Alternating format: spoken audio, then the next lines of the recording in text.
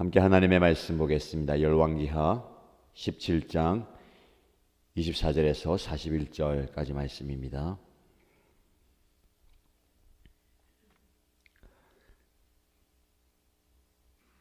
오늘 저와 여러분이 함께 묵상할 말씀은 열왕기하 17장 24절에서 41절까지입니다. 함께 읽겠습니다. 이스라엘 자손을 사마리아에서 쫓아낸 아시리아 왕은 바빌론과 구다와 아와와 하맛과 스발와임으로부터 사람들을 데려와서 이스라엘 자손을 대신하여 사마리아 성읍에 살게 하였다. 그러자 그들은 사마리아를 자기들의 소유로 삼았으며 이스라엘 성읍들 안에 정착하여 살았다. 그들은 그곳에 정착하면서 처음에는 주님을 경외하지 않았다. 그래서 주님께서는 사나운 사자들을 그들 가운데 풀어놓으셔서 그들을 물어 죽이게 하셨다. 그러므로 그들이 아시리아 왕에게 이 사실을 알리면서 이렇게 말하였다. 임금님께서 우리를 사마리아로 이주시키셔서 이 성읍에서 살게 하셨습니다. 그렇지만 이리로 이주한 민족들은 이 지역의 신에 관한 관습을 모릅니다. 그래서 그 신이 우리들 가운데 사자를 보내어 우리들을 계속 물어 죽이게 하였습니다. 이것은 이 땅의 신에 대한 관습을 모르기 때문에 일어난 일인 줄 압니다. 그래서 아시리아 왕은 부하들에게 다음과 같은 지시를 하였다. 그곳에서 사로잡아 온 제사장 한 명을 그곳으로 돌려보내어라. 그가 그곳에 살면서 그 지역의 신에 대한 관습을 새 이주민에게 가르치게 하여라. 그리하면 사마리아로부터 사로잡혀 온 제사장 가운데 한 사람이 그리로 돌아가 베델에 살면서 주님을 경외하는 방법을 그들에게 가르쳤다. 그러나 각 민족은 제각기 자기들의 신들을 만들어 섬겼다. 그래서 각 민족은 그들이 살고 있는 성읍 안에서 만든 신들을 사마리아 사람들이 만든 산당 안에 가져다 놓았다. 바빌론 사람들은 숫꽃 분옷을 만들고 구다 사람들은 네르가를 만들고 하맛 사람들은 아시마를 만들었다. 아와 사람들은 니바스와 다르닥을 만들었으며 스발와임 사람들은 자기들의 신인 아드람멜렉과 아남멜렉에게 그들의 자녀를 불살라 바치기도 하였다. 그러면서도 그들은 주님을 공경하기도 하였다. 그리하여 그들은 그들 가운데서 산당 제사장을 뽑아 세워 산당에서 제사를 드리게 하였다. 이렇게 그들은 주님도 경외하면서 다른 한편으로는 그들이 잡혀오기 전에 살던 그 지역의 관습을 따라 그들 자신들이 섬기던 신도 섬겼다. 그들은 오늘날까지도 그들의 옛 관습을 따르고 있어서 주님을 바르게 경외하는 사람이 없다. 그들은 주님께서 이스라엘이라고 이름을 지어주신 야곱의 자손에게 명하신 그 율례와 법도와 율법과 계명을 지키지 않는다. 옛날에 주님께서 야곱의 자손과 언약을 세우시고 명하셨다. 너희는 다른 신들을 경외하지 못한다. 그들에게 절하지 못하며 그들을 섬기지 못하며 그들에게 제사 드리지 못한다. 오직 큰 능력으로 팔을 펴시어 너희를 이집트 땅에서 이끌어내신 그분 주님만을 경외하고 그분에게만 절하고 제사를 드려야 한다. 주님께서 몸소 기록하셔서 너희에게 주신 율례와 법도와 율법과 계명을 항상 지키고 다른 신을 경외하지 않아야 한다. 내가 너희와 세운 언약을 잊어서는 안 된다. 다른 신들을 경외하지 못한다. 오직 너희는 주 너희의 하나님만을 경외하여야 한다. 그분만이 너희를 모든 원수의 손에서 구원하여 주실 것이다. 그러나 그들은 이 명령을 들으려 하지 않고 그들의 옛 관습만을 그대로 지키려고 하였다. 그리하여 이주해 온 민족들은 한편으로는 주님을 경외하면서도 다른 한편으로는 그들이 부어 만든 우상들을 또한 섬겼다. 그들의 자녀와 자손도 그들의 조상이 한 것을 오늘날까지도 그대로 따라하고 있다. 아멘. 우리를 깨우시고 말씀 앞에 서게 하신 하나님께서 말씀을 통해 깨닫는 은혜 주시고요. 그 말씀을 통해서 나의 자아를 깨뜨려서 말씀 앞에 변화받고 은혜 받는 귀한 시간 되기를 축복합니다.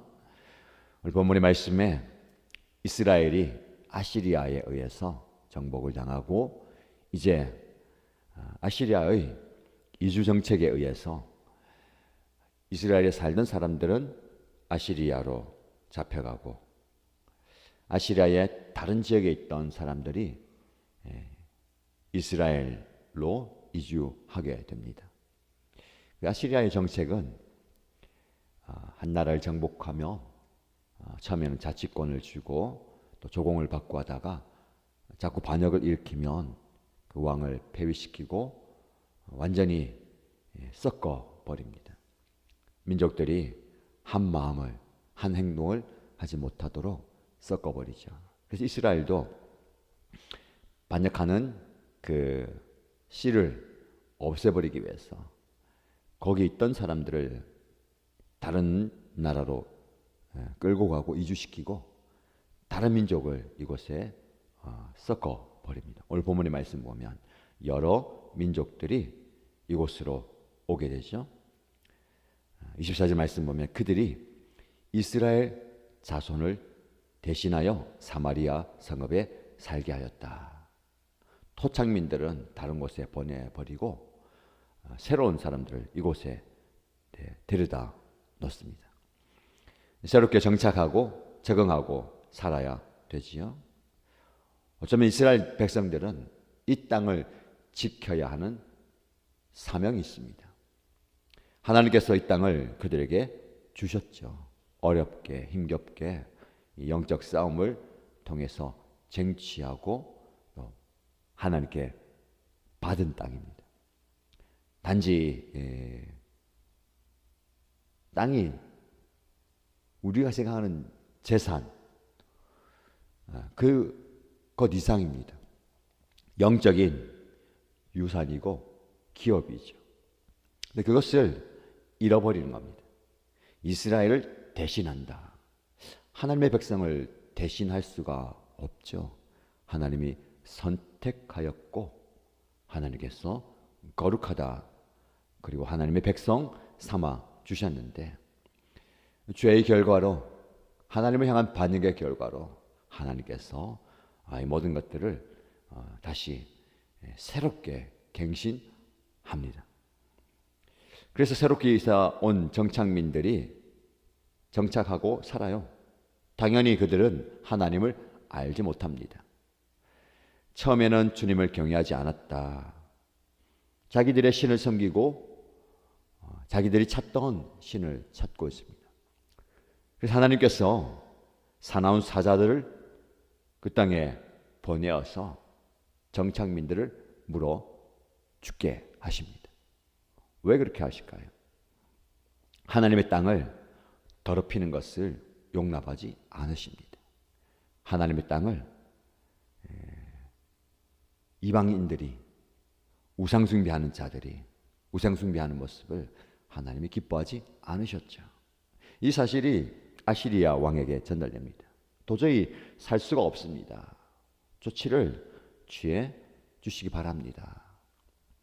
그렇다면 일반적으로는 어떤 조치를 취해야 됩니까? 군사를 보내서 그 사자들을 다 잡아 죽여야 되지 않겠습니까? 일반적인 방법이에요. 사실 우리의 삶 속에서도 어떤 삶의 문제가 생기고 위기의 순간에 일반적인 방법들 우리가 생각해내고 또 구하고 찾습니다. 소위 세상적인 방법이죠. 그것이 합리적일 수도 있고 그것이 마땅할 수도 있습니다. 그러나 이 문제 앞에 영적인 모습을 좀 볼 수 있어야 되겠습니다. 단순히 사자들이 내려와서 생업을 어렵게 하고 생명을 위태롭게 만든다면 그 사자를 죽이는 것이 문제의 해결입니다. 그러나 영적인 문제가 있다면 사자를 죽인다고 문제가 해결되는 것이 아니죠. 우리 삶도 마찬가지입니다. 여러분이 겪고 있는 그 위기와 문제와 그 어려움이 단순한 말 그대로의 문제를 넘어선다면 그 문제를 영적으로 바라볼 수 있어야 됩니다. 사자만 제거한다고 잘 살 수 있을까요? 아니죠. 하나님이 사자를 보내셨다면 하나님의 뜻을 묻고 하나님의 뜻을 찾아야 되는 겁니다. 한편으로는 여기에 지혜로운 사람이 있었던 것 같아요. 어떤 사람들은 사자를 잡을 수 있는 방법을 강구하고 그 방법을 제안했을 겁니다. 뭐 힘 있는 또 지혜 있는 노련한 포스를 보낸다든지 뭐 덫을 놓는다든지 여러 가지 방법들. 그럼 한 사람이 이렇게 얘기합니다. 임금님께서 이주민들을 이 땅에 살게 하셨는데 우리가 그 땅에 관습을 잘 모릅니다. 그래서 그 신이 우리를 가운데 사자를 보내어 우리들을 계속 물어 죽이게 하고 있습니다. 이것은 이 땅의 신에 대한 관습을 모르기 때문에 일어난 일인 걸로 봅니다. 영적인 해석이 나오는 거예요. 하나님께서, 그건 잘 모르잖아요. 하나님이라고 얘기 안 하고 그 땅의 신들, 그곳에 있던 원래 신이 이 일을 하고 있다. 그래서 어떻게 해결책을 찾습니까? 사로잡혀 온 제사장 한 사람을 보내서 그 신에 대한 관습을 가르치게 합니다. 어쩌면 이 신이라고 얘기하는 것도 자기들이 생각했던 여러 신들의 한 신, 당연히 지역에 있는 신들 얘기겠죠. 우리나라에도 이런 신이 있었는데 이 나라에도 이 신이 있을 겁니다. 그 신이 노해서 일을 일으킨다. 성경적으로 영적인 부분이 아닐 수 있습니다.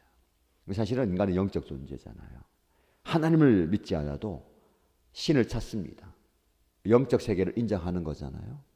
뭐 그 신들 중에서 가장 강력한 신이 누구냐의 싸움일 수도 있고, 영적 문제를 알게 되는 겁니다. 우리에게도 이런 지혜가 필요합니다.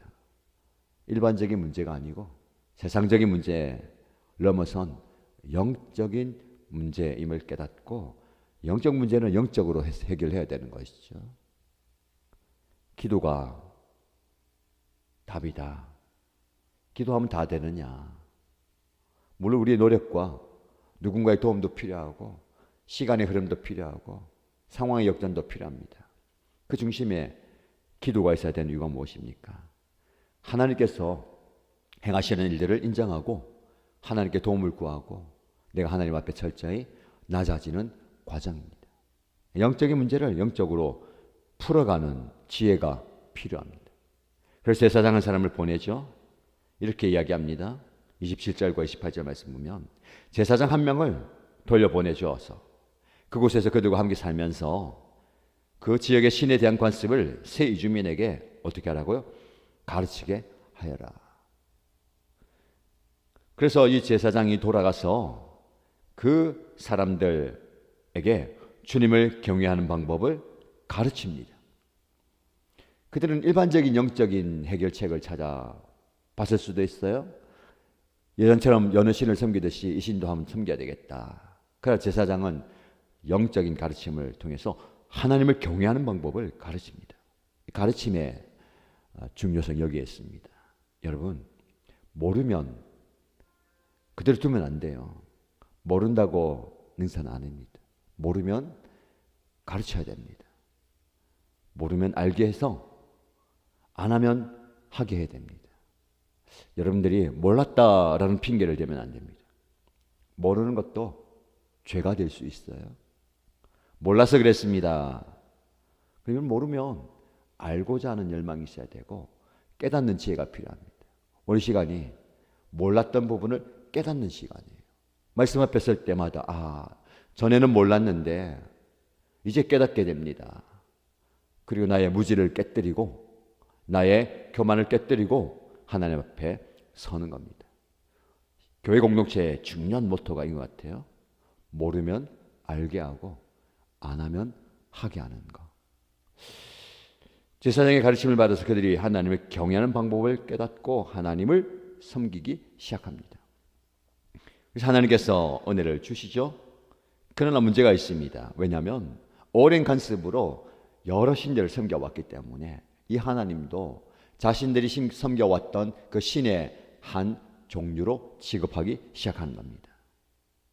32절 말씀 보시면 그 앞에 여러 신들을 섬겼어요. 그러면서도 그들은 주님을 공경하기도 하였다. 우상을 다 내려놓지 않습니다. 여전히 자기의 신들을 가지고 있고 하나님도 섬겼다. 제가 자주 여러분에게 말씀드린 거잖아요. 하나님을 섬기는 것과 하나님만 섬기는 것, 하나님도 섬기는 것 다르다는 것. 하나님은 우리에게 무엇을 요구하십니까? 하나님만 섬기기를 원하십니다. 근데 우리는 하나님을 섬길 때도 있고 더 나아가서 하나님도 섬길 때가 있습니다. 오늘 본문의 말씀에는 그 말씀이에요. 그들은 주님을 공경하기도 하였다. 하나님을 예배하기도 하고 찾기도 하고 제사 드리지만 다른 신들과 함께 섬기는 겁니다. 33절 말씀에 이렇게 그들은 주님도 경외하면서 다른 한편으로는 그들이 잡혀오기 전에 살던 그 지역의 관습을 따라 그들 자신들이 섬기던 신도 섬겼다. 이것이 문제인 겁니다. 사마리아가 문화도 혼합되고 혈통도 혼합되는데 종교마저도 혼합되는 거예요. 신앙이 혼합되는 겁니다. 오늘날 중요한 교훈이 여기 있습니다. 우리의 신앙이 혼합되면 안 되는 거예요. 섞이면 안 되는 겁니다. 하나님은 우리에게 전부를 원하시죠. 근데 우리는 일부를 드리고자 합니다. 왜요? 다른 한편이 있기 때문에. 하나님을 찾고 하나님을 예배하고 하나님을 섬기지만 우리 항상 다른 걸 염두에 둡니다. 다른 한편으로는 찾는 게 있어요. 그렇게 계속 이어지는 말씀 보면 그들이 계속해서 제사를 드리지만 하나님만 섬기지 않습니다. 39절 말씀 보세요. 오직 너희는 주 너희 하나님만을 경외하여야 한다. 그분만이 너희를 모든 원수의 손에서 구원하여 주실 것이다 라는 언약 예언의 말씀을 약속의 말씀을 주셨습니다. 하나님만을 섬기라. 그러나 그렇게 하지 않죠. 41절 말씀에 이주에 온 민족들은 한편으로는 주님을 경외하면서도 다른 한편으로는 그들이 부어 만든 우상들을 또한 섬겼다. 한편으로는 다른 한편으로는 이 마음이 나눠지는 거예요. 전부가 아니라는 겁니다. 그럼 신앙은 전부가 아니면 전무입니다. 우리는 일부를 드리면서 이것이 다입니다 라고 생각할 수 있어요. 다른 한편을 염두에 둡니다. 다른 대안을, 차안을, 플랜 B를 생각하는데 그거 없어야 됩니다. 하나님만 섬기는 그것이 맞느냐, 그렇게 해도 되느냐를 따질 때가 아니라 내가 진짜 전부를 드리고 전부를 맡기느냐. 일부는 전부가 아닌 거죠. 오늘 하루 나의 전부를 하나님께 드리고 나의 전부 대신 하나님을 경험하는 저와 여러분 되시기를 주님의 이름으로 축복합니다.